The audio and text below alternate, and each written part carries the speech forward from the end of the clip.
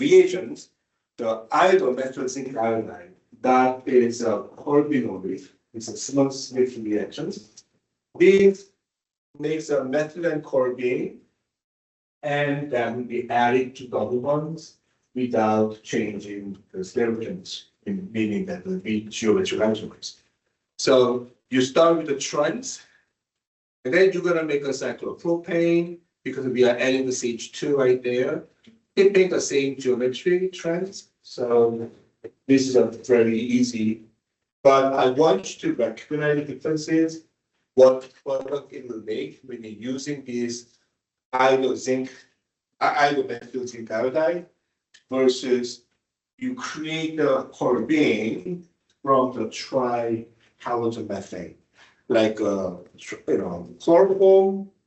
If you're adding it like sodium hydroxide, potassium hydroxide, doesn't matter, it's basis located, then that generates dichloroethylene corbane, and that's going to be the added double bonds. So you are going to form the cyclopropane, but you're going to have those chlorine because we start the one with the chlorine. So I want you to pay attention to what types of corbane is going to be added to the other one, depending on how they generate, right? If you're using the iodomethyl zinc iodide, then this is CH2, clearly no halogen there. If you see the halogen there, that must be created from the halogen versions of the methane. So I want you to see the differences of the two. Halogenations are typically very simple. You just have to saturate the whole double bonds. This is the double bond that will be saturated. That will be the double bond that will be saturated. One thing that I've been telling you that when you add the hydrogens, because of reactions happen on the surface of the metal, two hydrogens are going to be added from the same side. But I'm not using stereochemistry with this molecule because there's no wedge and dash here because this molecule is symmetrical. If the molecules are not symmetrical, then probably you like to show the stereochemistry, which is an addition of the two hydrogens using wedge and dash line. For something that I would expect for the hydrogenation reactions. But this was not applicable because these molecules are symmetrical. So nothing to do. I've been telling you, you guys have to get used to see these type of synthetic transformation question. You get the products, you also know what study material you're going to start, but you need to figure out how to get them from this. So this needs some kind of strategies and analysis, what must be done. So you can see here, what I did was I just changed the location of the OH from this carbon to that yellow carbon. That's all I did. But this is not simple reaction, which means it cannot be done by the one step. You cannot simply just erase a molecule and then add another one. Even though people are still trying to figure out how to do this. I mean, if you can be able to edit a molecule, like you got a pinset and a point, dragging this oxygen from here to there, make a new one, that will be really groundbreaking because then you can really treat the molecule. That would be a fantastic way to actually make the molecules. But we haven't come to that stage yet, maybe in future. Okay.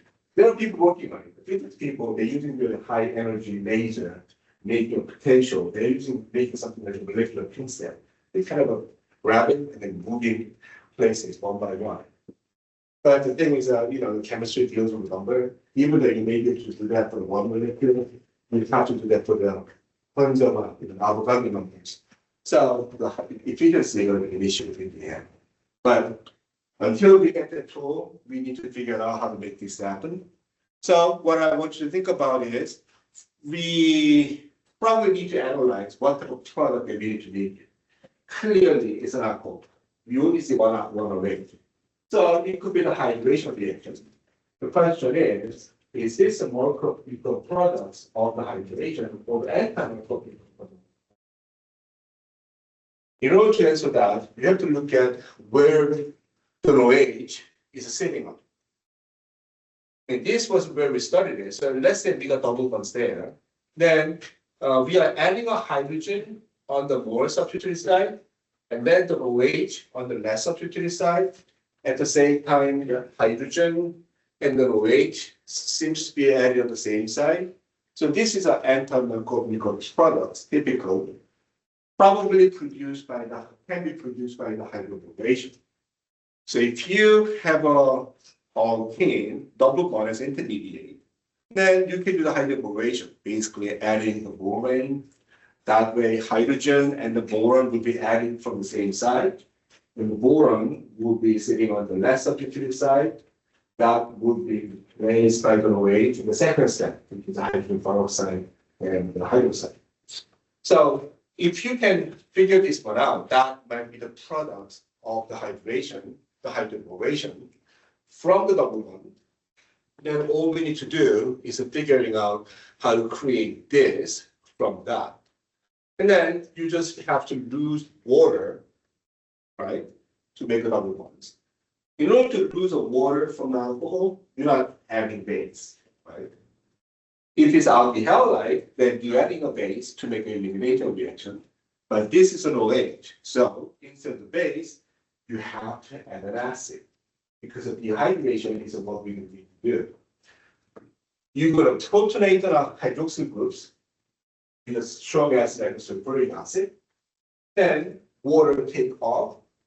That creates a carbocation. The carbocation is going to leave E1 elimination reaction with the water. So it's kind of you are removing water, you are adding water. That's the process, right? But when you're adding a water, you're adding a water in a different way. That's why you get it.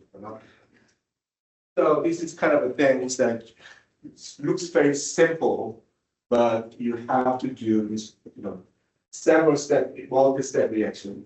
Overall, you need those 3 steps. One, you treat the sulfuric acid to remove the water that creates double bonds.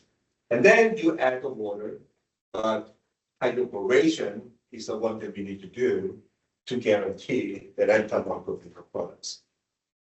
So this is type of things that you have to get used to seeing in solving problems like this.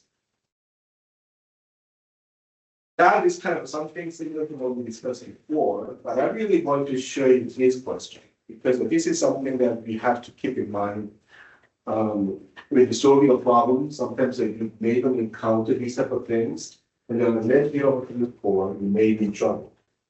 So let me tell you what these are the things that you need to look for. You're starting from the cyclic molecule. I mean, it's a bromide there, but it's a cyclic molecule. But in the end, it's an open chain molecule, right? It's an open chain structure. We broke the carbon-carbon bonds. Somewhere in the ring, the carbon-carbon bond is broken. So that's why it gets opened up. But the thing is, you don't know any reaction to break the carbon-carbon single bond. In fact, I don't know any reaction that breaks a carbon-carbon single bond either. So we cannot simply break any of these bonds easily. That's not something that we cannot do, something we can do. But we know some reaction that break the carbon-carbon bond. Not a single bond, but we can break a double bond easily.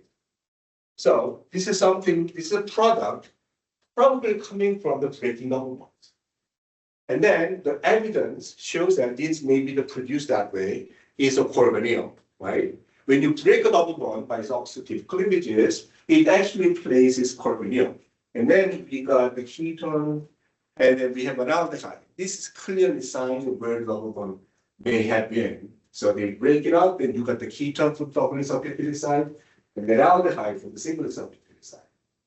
So this is kind of things that you need to look for. Once you figure it out, you have to break the carbon-carbon bond, and not the single bond, double bond.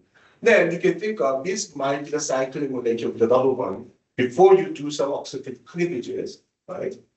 Then what type of ring we're going to get? Well, this is this carbon and the carbon number 5, those two supposed to make a double bond, so they break by the oxidations, and then leaving the carbonyl. So this is a 5-member ring with the double bonds there, right? This way, and then these methyl groups, you cannot forget, is connected to carbon number 1. And then this double bond, you can break it, but you gotta choose the right reagent for this, because in the end, we're gonna get the ketones no matter what reagent you use, but depending on what you use, you'll get the different functional groups of the carbon. But because the single is substitute, it must be the product of the ozone number 6. If you use the permanganate, this will be the carboxylic acid, right? So you have to break it with the right reagents. The ozone, first step, second step is a reductive walkup that can be done by dimethyl sulfide or the zinc acetic acid or aqueous water. So recognizing these can be produced from a cyclic alkene by the oxidative cleavages. That is kind of some trick that you need to remember. That's not easy to guess if you don't know this possibility. This is some kind of transformation. You're going to wonder how this happened. But if you now know what to look for, because this carbonyl is kind of a living on Mars. So you can recognize that can be produced by the oxidative cleavages of a double bond. Then now you can figure out, sure, we can have a cyclic alkene, then do that. Now we need to produce this from there. That means that we have to create double bond. And then we are having alkyl halide. So do you know any reaction to create double bond from the alkyl halide? You can search in your databases, and then you need to think about, yeah, sure, we know there are E2 elimination reactions, right? So you need a base. This base needs to be strong. Small base like a methoxide may have a chance to make an SN2 reactions, but I don't think it's going to happen easily because of this little bit steric hindrance coming from that side. So I think predominantly you get the E2 elimination reactions. But if you worry about that, you could use a Berkey base. That will guarantee just the E2 elimination reaction without SN2 competing. So the key to solving this question is a kind of recognizing what needs to be done. And then since it doesn't go by the one step, you need to figure out what would be the proper intermediates so you can use or you can produce, and then get things done. So that's why these type of questions, these questions are something that you probably want to see first because this needs to get clicked. Yes.